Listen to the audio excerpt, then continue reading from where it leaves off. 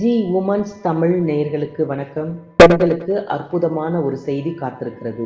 பிரபல இசையமைப்பாளர் இளையராஜா தனது மகள் பெயரில் பெண்களை வைத்தே தனியாக பவதா மகளிர் ஆர்கெஸ்ட்ரா என்ற ஒன்றை உருவாக்கப் போகிறார். அதில் நீங்கள் பங்கு பெற வேண்டும் என்றால் நீங்கள் செய்ய வேண்டியது ஒன்றே ஒன்றுதான். அது குறித்த ஒரு வீடியோ பதிவாக இந்த வீடியோ பதிவில் இருப்பதை கவனமாக பாருங்கள், கேளுங்கள்.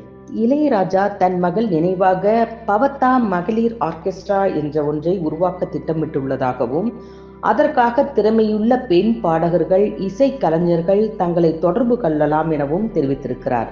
நீங்கள் நன்கு பாடக்கூடியவராக இருந்தீர்கள் என்றால் உங்களுக்கான ஒரு அரிய வாய்ப்பு.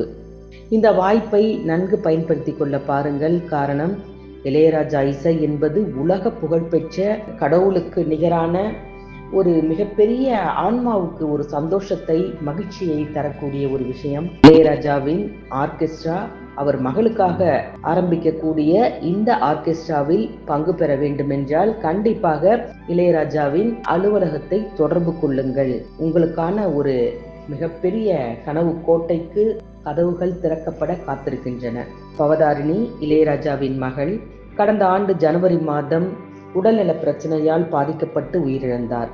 ஏஐ மூலம் த கோட் படத்தில் பவதாரிணியின் குரல் பயன்படுத்தப்பட்டது ரசிகர்களிடம் மிகப்பெரிய மகிழ்ச்சியை ஏற்படுத்தியது. இந்த நிலையில் இசைத்துறையில் பல சாதனைகள் படைத்த இளையராஜா மகள் பவதாரிணியும் தனக்கென ரசிகர்கள் வைத்திருப்பதை நன்கு அறிந்தவர்.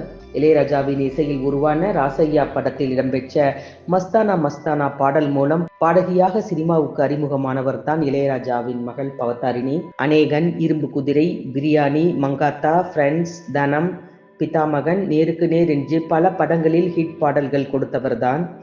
இளையராஜா இசையில் வெளியான பாரதி படத்தில் மயில் போல பொண்ணு ஒண்ணு என்ற பாடல் அவருக்கு தேசிய விருதை வாங்கி கொடுத்தது. ஒரு சில படங்களுக்கு இசையமைத்தும் இருக்கிறார் பவதாரிணி.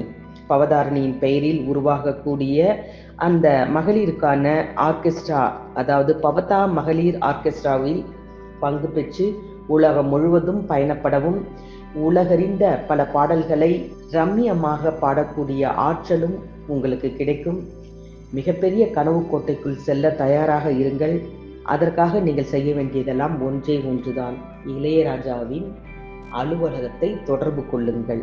உங்களுக்கு வாய்ப்பு இருந்தால், உங்கள் குரல் இனிமையாக, காந்த குரலாக இருந்தால் மிகப்பெரிய வாய்ப்பு உங்களுக்கு கிடைக்கும்.